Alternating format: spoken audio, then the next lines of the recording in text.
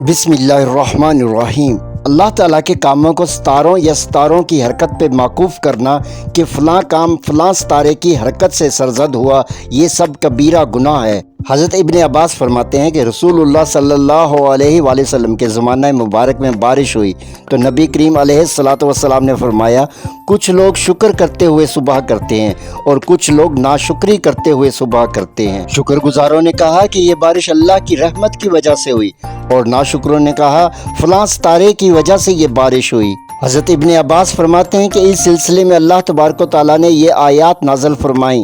ترجمہ: میں ستاروں کے گرنے کی جگہ کی قسم کھاتا ہوں، یہاں تک پہنچے تم جھوٹ اور باطل کو اپنا رزق بتاتے ہو۔ صحیح مسلم حدیث نمبر 236۔ یہ کہنا کہ فلاں آدمی فلاں ستارے کے زیر اثر پیدا ہوا ہے، اس لیے اس کا مزاج اس ستارے کی خصوصیات پر موقوف ہے، یہ بھی اس فرمان کے دائرے میں آتا ہے۔ ابو جہل کو کس نے قتل کیا، کیوں اور کیسے قتل کیا؟ گستاخ رسول کا عبرت ناک انجام۔ حضرت عبد الرحمن بن عوف فرماتے ہیں کہ غزوہ بدر کے دن انصار کے دو نوجوان لڑکے میرے پاس کھڑے تھے کہ ان میں سے ایک نے مجھ سے سوال کیا، اے چچا جان، کیا آپ ابو جہل کو جانتے ہیں؟ میں نے تعجب سے ان کو دیکھا اور کہا، ہاں، مگر تمہیں اس سے کیا کام؟ اس لڑکے نے جواب دیا، میں نے سنا ہے کہ وہ پیغمبر اسلام کو گالیاں دیتا ہے، اس ذات کی قسم جس کے قبضہ قدرت میں میری جان ہے، اگر میں نے اسے دیکھ لیا تو اسے اس وقت تک نہیں چھوڑوں گا جب تک اسے قتل نہ کر دوں۔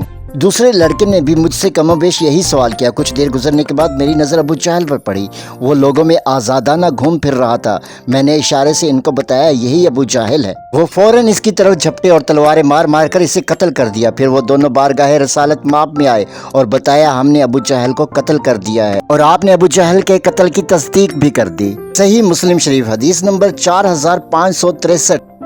حدیث شریف میں ہے کہ اللہ تعالیٰ نے بنی اسرائیل کے کوڑی، گنجے اور اندھے کو آزمایا۔ اللہ تعالیٰ نے ایک فرشتے کو انسانی شکل میں ان تینوں کے پاس بھیجا۔ کوڑی نے فرشتے سے کہا، میری جلد خوبصورت ہو اور میرے پاس بہت سارے اونٹ ہوں۔ فرشتے نے اس کی یہ خواہش پوری کر دی۔ پھر وہی فرشتہ گنجے کے پاس آیا تو گنجے نے اپنی خواہش بتائی کہ میرے خوبصورت بال ہوں اور میرے پاس بہت ساری گائیں ہوں۔ فرشتے نے گنجے کی خواہش بھی پوری کر دی۔ پھر فرشتہ اندھے کے پاس آیا تو اندھے نے کہا کہ میں چاہتا ہوں کہ میرے پاس دیکھنے والی آنکھیں ہوں اور میرے پاس بہت ساری بکریاں ہوں۔ فرشتے نے اس کی بھی خواہش پوری کر دی۔ کچھ عرصے کے بعد جب وہ تینوں مالدار ہوئے تو فرشتہ دوبارہ انسانی شکل میں آزمائش کی خاطر ان تینوں کے پاس بے یار و مددگار مسافر بن کر آیا۔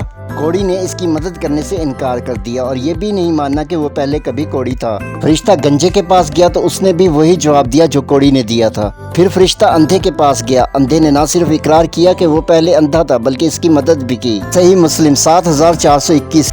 ایک صحابی نے نبی پاک صلی اللہ علیہ وآلہ وسلم کے سامنے محض آواز بلند ہونے کی وجہ سے خود کو دوزخی سمجھنا شروع کر دیا۔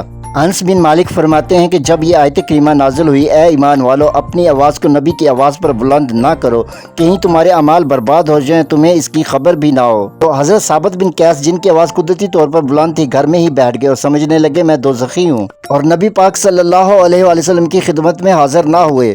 تو نبی پاک صلی اللہ علیہ وآلہ وسلم نے حضرت سعد بن معاذ سے پوچھا، اے ابو عمر، ثابت کا کیا حال ہے، کیا وہ بیمار ہو گئے ہیں؟ تو حضرت سعد حضرت ثابت کے پاس آئے اور رسول اللہ صلی اللہ علیہ وآلہ وسلم کے پوچھنے کا ذکر کیا تو حضرت ثابت نے فرمایا کہ یہ آیت نازل ہوئی اور تم جانتے ہو کہ میری آواز قدرتی طور پر آپ کے حضور تم سب سے بلند ہوتی ہے، پس میں دوزخی ہوں۔ جب حضرت سعد نے اس کا ذکر کیا تو آپ صلی اللہ علیہ وآلہ وسلم نے فرمایا، وہ تو جنتی ہے، یعنی دوزخی نہیں ہے۔ صحیح مسلم حدیث نمبر 314۔ انسان جب مر جاتا ہے تو اس کی آنکھیں کیوں کھلی رہتی ہیں؟ آج سے 1500 سال پہلے رسول کریم صلی اللہ علیہ وآلہ وسلم نے انسان کے اس سب سے قدیم راز کو کیسے آشکار کیا؟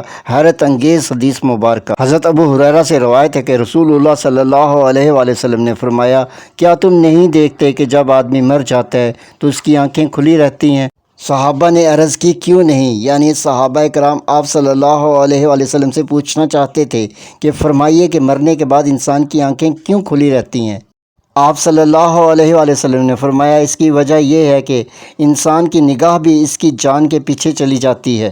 رسول کریم صلی اللہ علیہ وآلہ وسلم ابو سلمہ کے پاس اس وقت تشریف لائے جب ابو سلمہ انتقال کر چکے تھے اور ان کی آنکھیں کھلی ہوئی تھیں۔ آپ نے ان کی کھلی آنکھیں بند فرمائی اور پھر فرمایا، جب روح قبض کی جاتی ہے تو نگاہ بھی اس کے پیچھے چلی جاتی ہے۔ صحیح مسلم شریف احادیث نمبر 2125 اور 2123۔